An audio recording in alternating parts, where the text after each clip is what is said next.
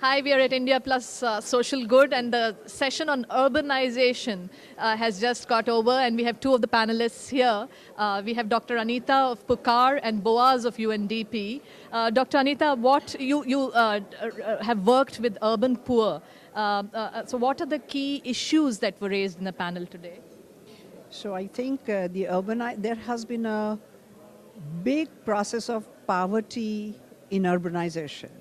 And urban poor are somehow not getting the right to the city that rest of the citizens get, which is really very difficult for them.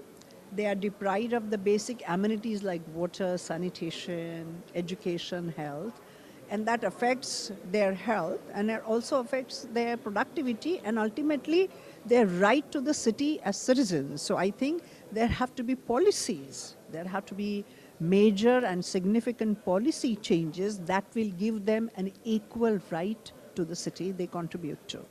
Was at the UNDP level, have you been dealing with the urban poor, and or is the focus has it changed at all? So I think the focus of UNDP has changed in the last few years. We used to be very focused on rural poor, rural poverty, and I think our focus is changing to cities. I think everyone's focus is changing to cities because cities is such an important issue in the world today, and it's a very important time in history for cities. There is change to be made, and in that change there is a lot of opportunities. I think, and I think we heard from the panel today that this is a time that is full of challenges, but also very much full of opportunities. I would like to bring you, Dr. Anita, to Mumbai. I mean, urban poor in Mumbai are very visible, and they're there right from the time you land at the airport. So, what are the changes that can really be done? Doesn't it seem like a very daunting task? I think three key issues where policies could really help them. One is that in Mumbai, anybody who doesn't have tenure is not given any basic amenities. So if you decouple the issue of having a tenure from the other amenities, it would be much easier, because then once the poor start getting basic amenities like water, sanitation, their conditions are going to improve, their health is going to improve, their productivity is going to improve. The second issue is, why are they in slums? It is related to the fact that there is no affordable housing available. And that is the most critical issue for this city, which I think government after government has been dealing with it and have failed to come up with any reasonable solutions. Even the slum rehabilitation programs have really not been as successful. And actually, we have done a large amount of research and social audit on people who are on vertical or horizontal slums who have now gone to vertical slums. And has their lifestyle improved at all? Our social audit says otherwise. So just putting them in buildings is not the ultimate solution. There has to be a lot more that needs to be done economically, culturally, and they need to have political voices. So true. Was on political voices, and would you say, I mean, technology as an enabler there for people to be heard, and in the context of urban poor?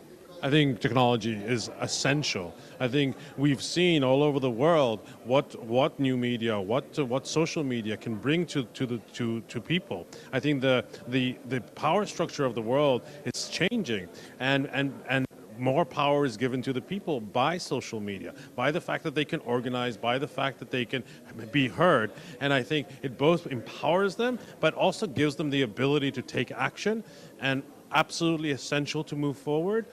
And very needed.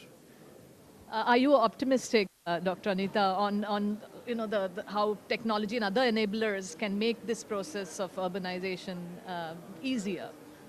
Oh, I'm an eternal optimist, and I have also seen the youth fellows, our barefoot researchers, whom we call them barefoot researchers. I have seen an enormous transformation that has come to them, and to their communities they worked with, and they are the harbingers of hope for us.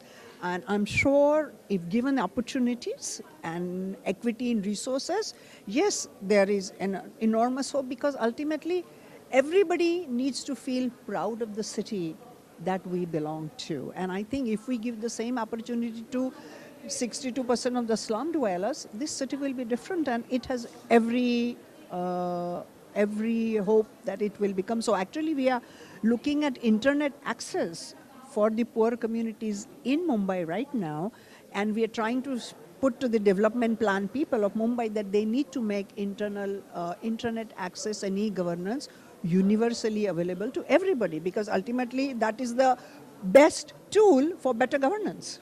Boaz, any thoughts on that? And particularly, I wanted to ask you also, can the world learn something from India on this?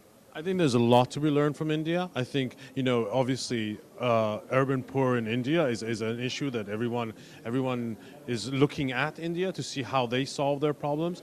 I think that technology will play a role in it. I think that community activism, in whatever form that is, if it's online or offline, is something that will play a role in it, and I think that India does that and does that well. So I think, yes, we look at India for suggestions, for help. There's a lot of ways that we can do South-South cooperation with India, and I think that's very important.